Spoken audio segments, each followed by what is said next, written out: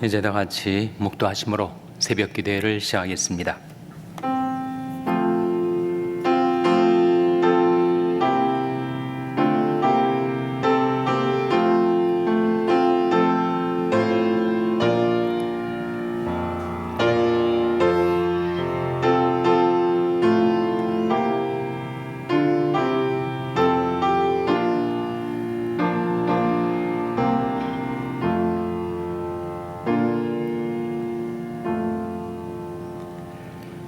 그러므로 너희가 그리스도와 함께 다시 살심을 받았으면 위의 것을 찾으라.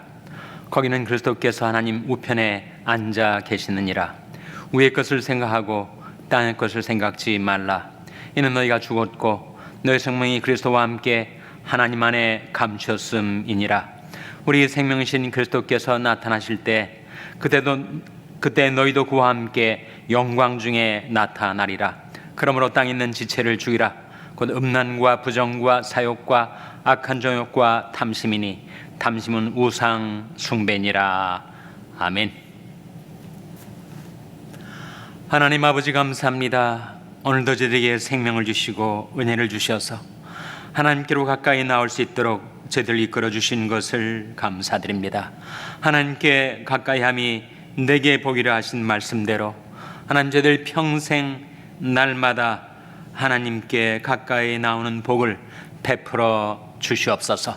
저희 모든 허물과 죄악들은 이 세상 죄를 맑히시는 예수님의 보혈의 공로로, 예수님의 보혈의 능력으로 깨끗이 씻어주시고 하나님 저희들 속에 정한 마음을 창조하시고 저희들 안에 정직한 영을 새롭게 하여 주시옵소서.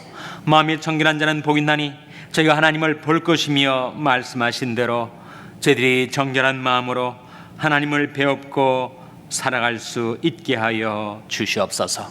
저희들의 모든 탐심을 다 깨끗이 씻어주시고 정결한 마음에 비추어는 주의 영광을 바라볼 수 있게 해주시기를 바라옵고 예수님의 이름으로 기도하옵나이다. 아멘. 찬송가 195장 부르시겠습니다. 195장 찬송하시겠습니다.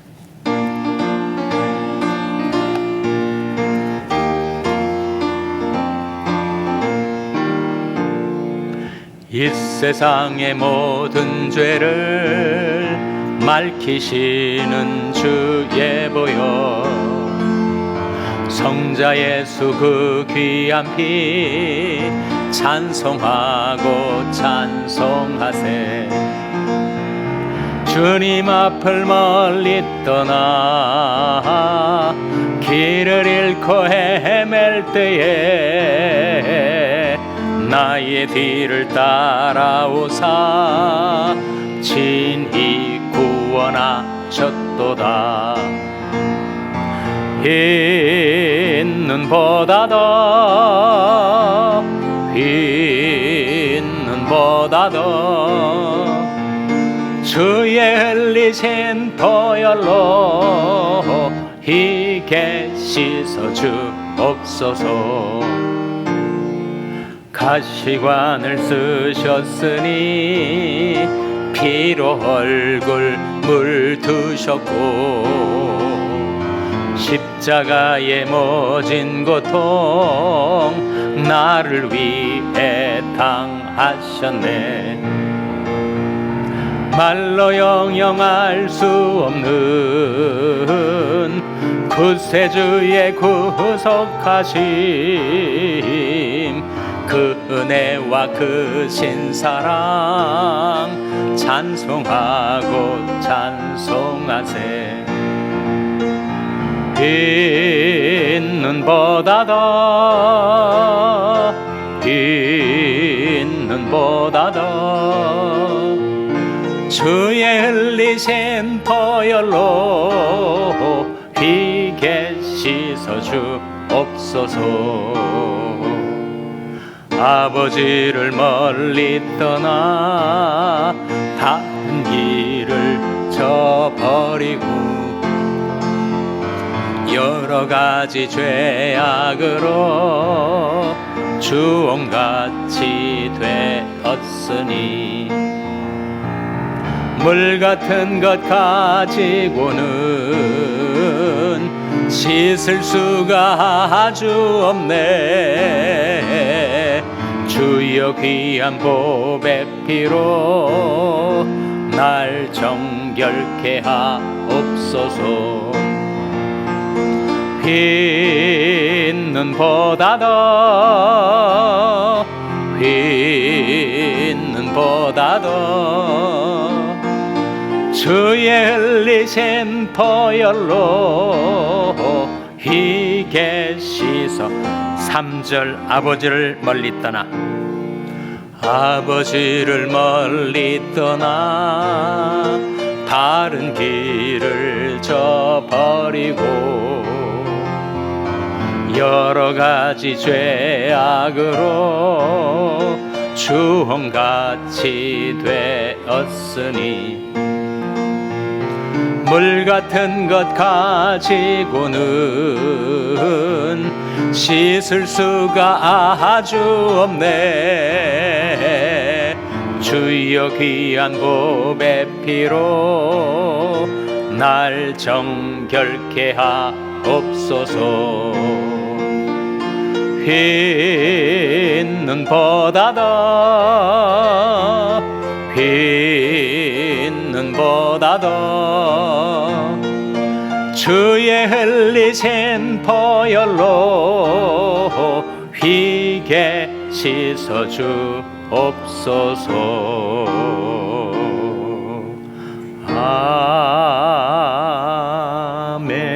아멘. 하나님의 말씀은 잠언 22장 28절 말씀입니다.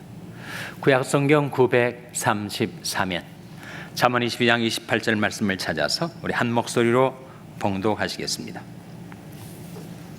잠언 22장 28절 말씀을 우리 다 같이 봉독하시겠습니다. 시작. 내 손저에 세운 옛 지계석을 옮기지 말지니라. 아멘. 할렐루야. 서로의 평강의 복을 기원하는 마음으로 샬롬, 서로를 축복하시고 인사 나누시기 바랍니다. 샬롬.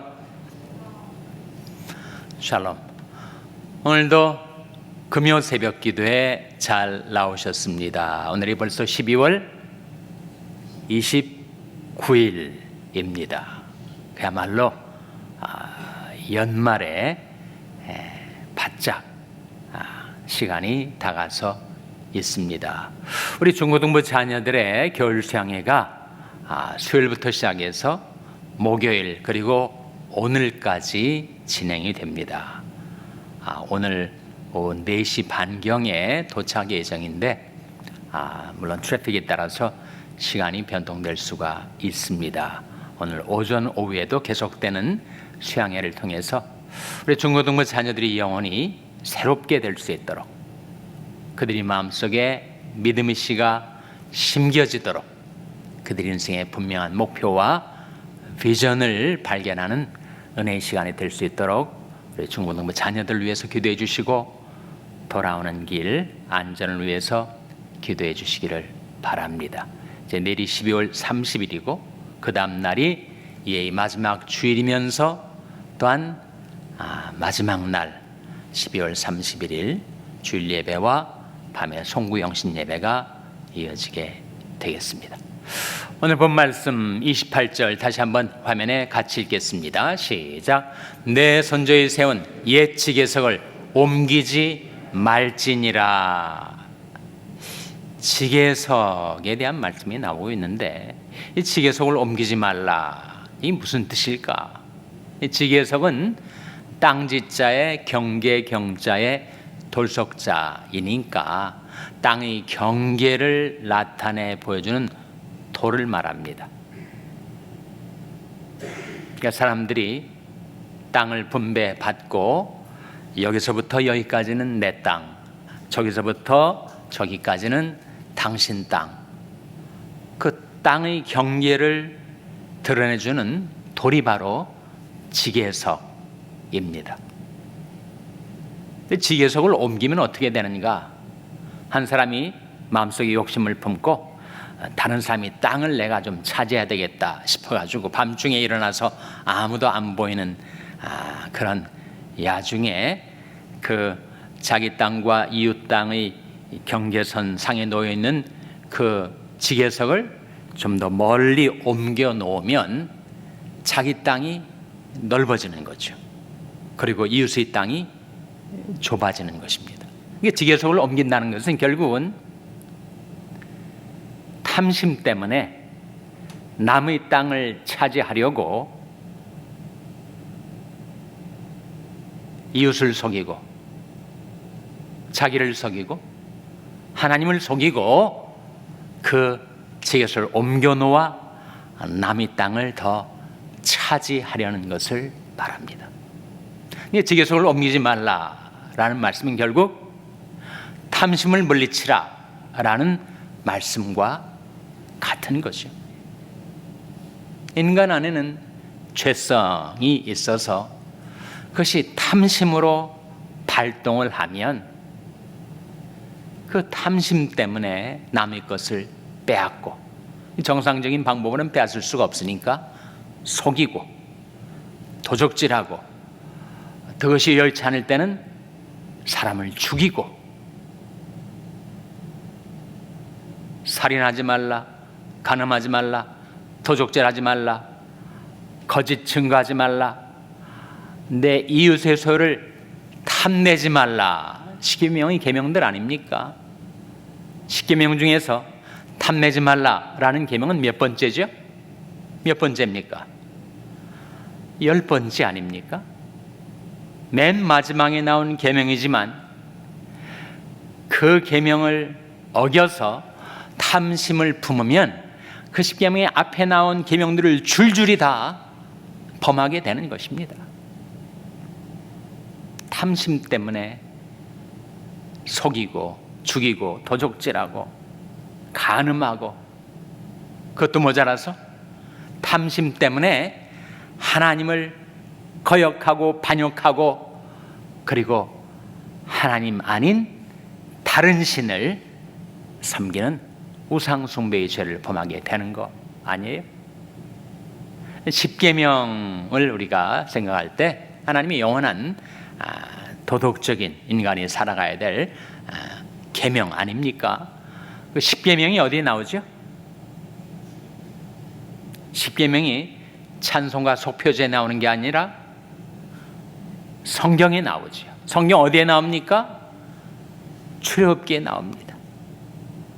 출애굽기 20장하고 신명기 5장에 십계명이 나오는데, 그 출애굽기 20장에 나온 십계명의 10번째 계명인 탐내지 말라 하는 계명이 17절에 나옵니다. 화면에 나온 말씀 한번 같이 읽겠습니다. 시작. 내 이웃의 집을 탐내지 말지니라. 내 이웃의 아내나 그의 남종이나 그의 여종이나 그의 소나 그의 낙이나 물은 내 이웃의 소유를 탐내지 말지니라. 이 십계명의 10번째 계명인 탐내지 말라라는 계명이 바로 여기에 나오고 있습니다. 그 탐심의 대상이 뭐예요? 모든 것이 다 포함이 됩니다. 심지어 이웃의 아내, 그리고 그가 거느리는 남종, 여종, 가축, 짐승, 그리고 땅. 이웃의 땅에 탐심을 품고 지게석을 옮기다가 완전히 망한 한 사람이 있습니다. 왕이었는데 자기 신민의 땅을 차지하려고 하다가 졸지에 죽게 된 한 왕이 있어요. 그 왕 이름이 뭐죠? 아합 왕 아닙니까? 누구 땅을 차지하다가 죽었어요? 그 신민, 그 백성 이름이 뭡니까? 나봇 아닙니까? 저 유명한 나봇의 포도원 사건입니다. 아합 왕은 이스라엘의 아주 악한 왕이었습니다. 이스라엘 땅에다가 바알 숭배를 도입한 인물이었어요.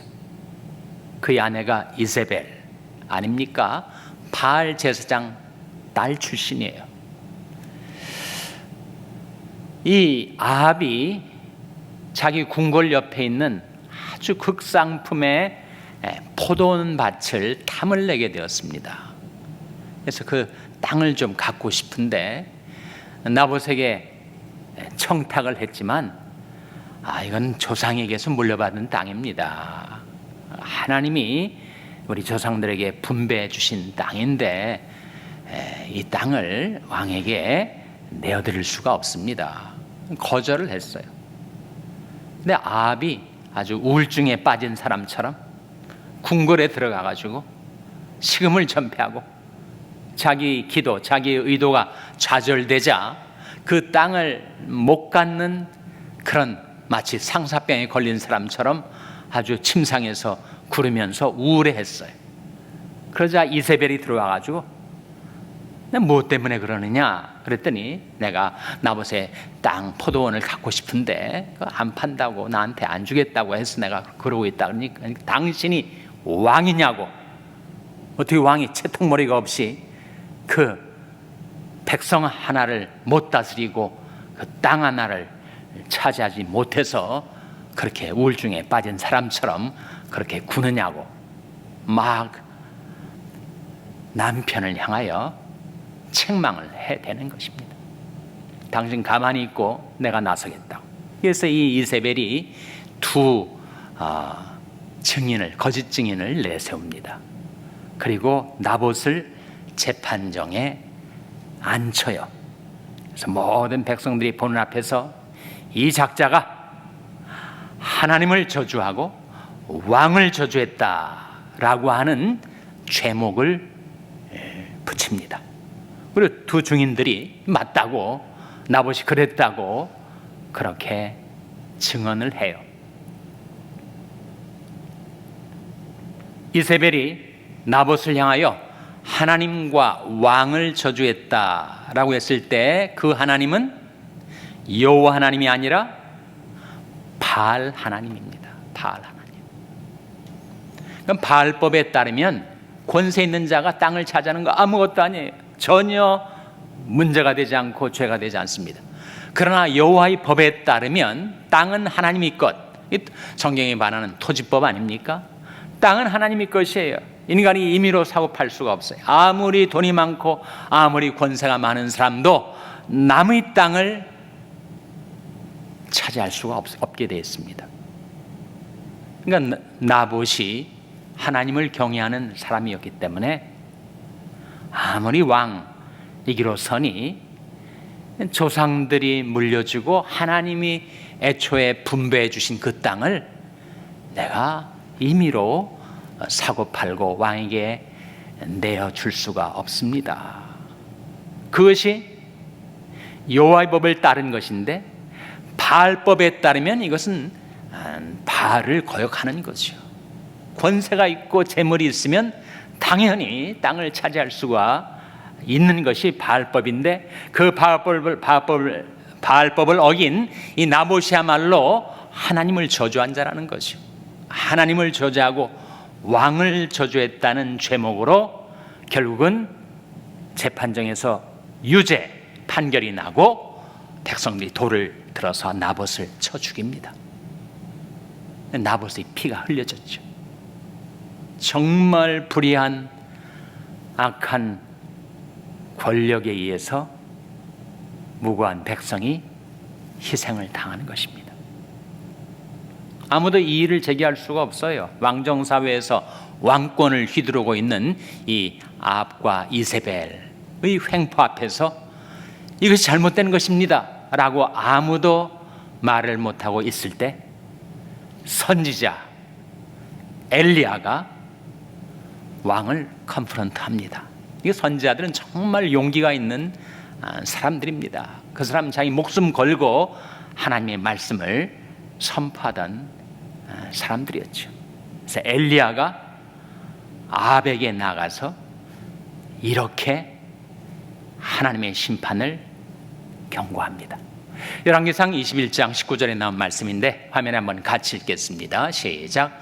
너는 저에게 말하여 이르기를 여호와의 말씀이 네가 죽이고 또 빼앗았느냐 하셨다 하고 또 저에게 이르기를 여호와의 말씀이 개들이 나봇의 피를 핥은 곳에서 개들이 내 피, 곧 내 몸의 피도 핥으리라 하셨다 하라. 하나님께서 엘리야 선지자를 보내셔서 아합에게 증거하게 하셨던 말씀입니다. 네가 욕심을 내고 사람을 죽이고 땅을 빼앗았느냐? 네가 흘린 무지한 피, 나봇의 피가 흘려진 그 자리에 개들이 그 피를 핥아먹었는데 바로 그 자리에서 네 피가 흘려져서 개들이 네 피, 아합 왕의 피를 핥으리라. 그렇게 예언의 말씀을 하신 거예요. 근데 얼마 있지 않아서 아합이 전쟁에 나갔다가 부상을 당해가지고 그 마차에서 쓰러져서 마차가 아합이 시신을 끌고 와서 피를 흘린 바로 그곳에 개들이 와서 아합의 피를 핥습니다. 그러니까 엘리야 선지자를 통한 예언의 말씀이 그대로 이루어졌었죠. 시공을 초월하시고 영원에 거하시고 전지전능하신 하나님은 앞으로 이 아합의 범죄로 인해서 다가올 심판을 정확히 내어다보시고 엘리야를 통하여 말씀하게 하신 것입니다.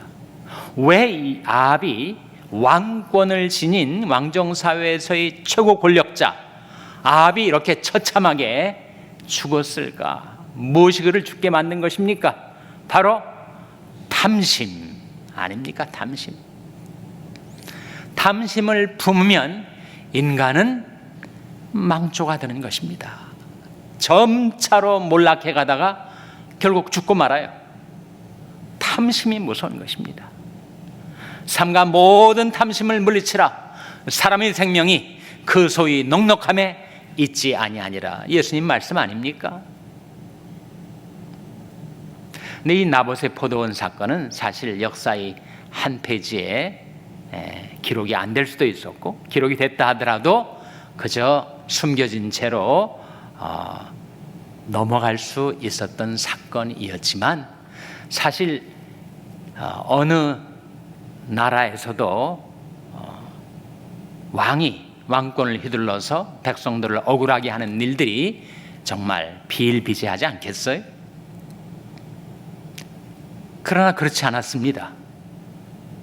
아합 왕이 나봇의 포도원을 빼앗은 이 사건을 성경에서는 매우 중대한 사건으로 간주합니다.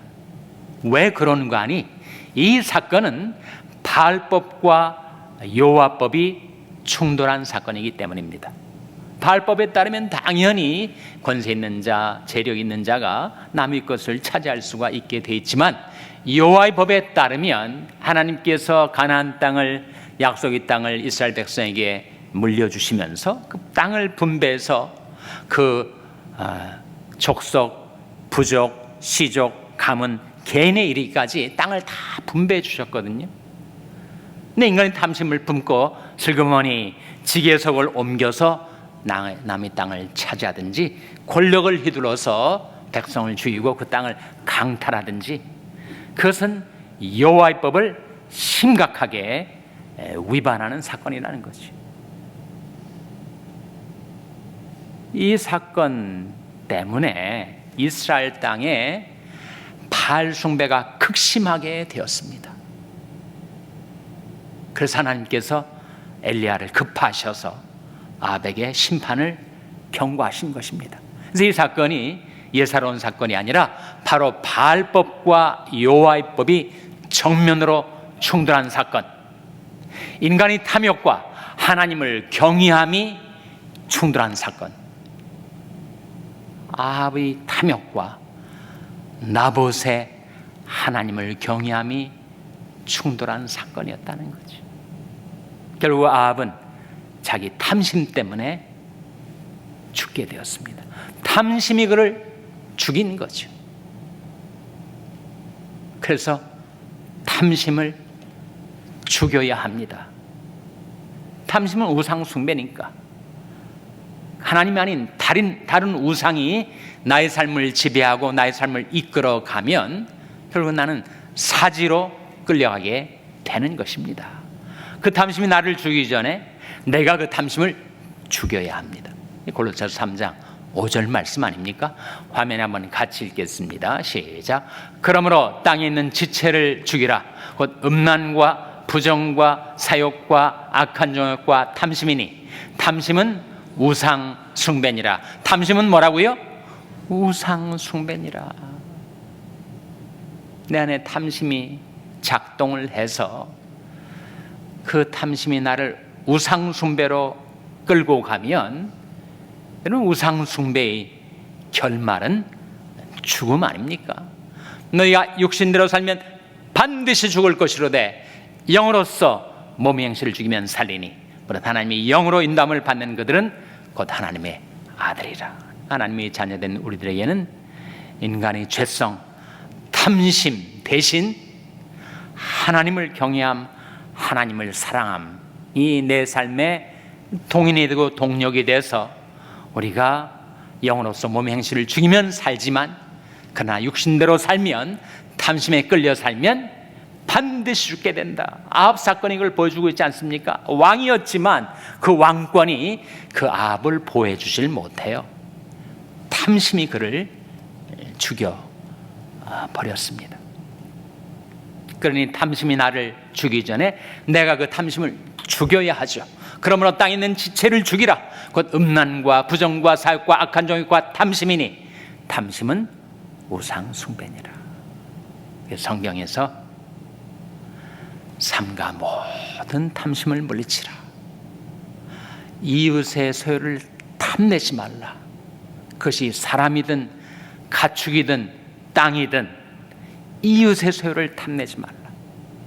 하나님이 축복으로 내게 주신 것에 감사하고 만족하고 이 세상에 사는 동안에 탐심이 나를 이끌어가지 않고 하나님을 경외함과 하나님을 신뢰함과 하나님을 사랑함이 나를 이끌어갈 수 있도록 하라. 우리 인간 안에는 마음의 여러 가지 욕심, 탐심이 들러붙을 때가 있지 않습니까? 그걸 어떻게 깨끗하게 할 수 있습니까? 물 같은 거 가지고는 씻을 수가 없어요.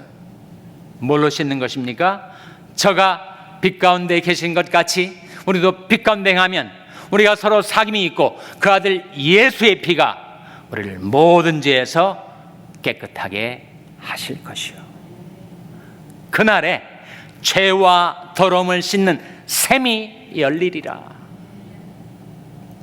하나님께서 저와 여러분, 우리의 영혼, 우리 마음속에 들러붙는 모든 죄악과 탐심과 욕심들을 주님이 피로 씻어주시고 말씀으로 깨끗하게 해주시고 성령으로 충만케 해주셔서 하나님을 경외하고 하나님을 신뢰하고 하나님을 사랑하는 마음 갖고 살게 해주시기를 주님의 이름으로 축원합니다. 기도하시겠습니다. 오늘 말씀 기억하며 하나님, 저희들의 삶과 모든 탐심을 물리치고 하나님을 경외하고 하나님을 신뢰하고 하나님을 사랑하는 마음으로 살게 해주시옵소서. 기도하시기 바랍니다. 우리 자녀들을 위해서 기도할 때 하나님, 저희 자녀들에게 믿음을 주시고 하나님을 신뢰하는 믿음 갖고 살게 해주시옵소서. 기도하시기 바랍니다. 병성에 약한 지체들의 치료와 회복을 위해서 기도해 주시기 바랍니다. 우리 샬롬교회가 하나님을 경외하고 하나님을 신뢰하고 하나님을 사랑하는 믿음과 마음으로 행하는 교회 되게 해달라고 기도해 주시기 바랍니다. 여러분의 생업을 위해서 기도하시고 멕시코의 김용인 선교사님을 위해서 기도해 주시기 바랍니다. 우리 중고등부 자녀들 오늘 마지막 날 소양에서 은혜 받고 변화되도록 또 돌아오는 발걸음 안전하게 지켜달라고 기도해 주시기 바랍니다. 하나님, 저들 긍휼히 여기사 성령으로 충만케 하여 주시옵소서. 이런 제목들 놓고 우리 합심해서 1분간 기도하겠습니다.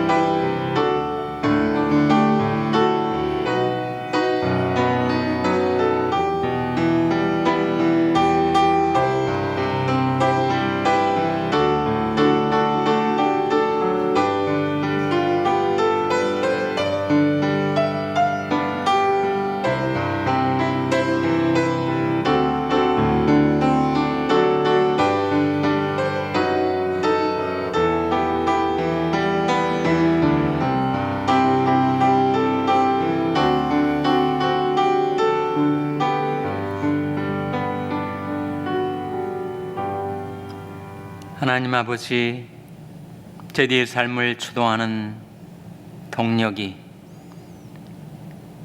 탐심과 비교와 경쟁이 되지 말게 하여 주시고, 하나님을 경외함과 하나님을 신뢰함과 하나님을 사랑함이 제디의 삶의 동력이 되게 하여 주시옵소서. 저희 자녀들에게 믿음을 갖게 하여 주시고, 소양에 나가 있는 중고등부 어린 자녀들에게 믿음을 심어주시고, 저들이 하나님을 경외하고 신뢰하고 사랑하는, 믿음 갖고 살아가는 복된 자녀들이 되게 하여 주시옵소서. 성인을 마치고 돌아오는 발걸음 안전하게 지켜 주시옵소서. 이제 며칠을 남겨두고 있는 이해의 마지막 순간까지 저들이 한 해를 청산하고 밝아오는 새해를 준비할 수 있도록 돌보아 주시옵소서. 모든 것 하나님께 의탁드리옵고 예수님의 이름으로 기도하옵나이다. 아멘. 하늘에 계신 우리 아버지여, 이름이 거룩히 여김을 받으시오며 나라 임하옵시며 뜻이 하늘에서 이룬 것 같이 땅에서도 이루어지이다. 오늘날 우리에게 일용할 양식을 주옵시고, 우리가 우리에게 죄 지은 자를 사하여 준 것 같이 우리 죄를 사하여 주옵시고, 우리를 시험에 들게 하지 마옵시고 다만 악에서 구하옵소서. 대개 나라와 권세와 영광이 아버지께 영원히 있사옵나이다. 아멘.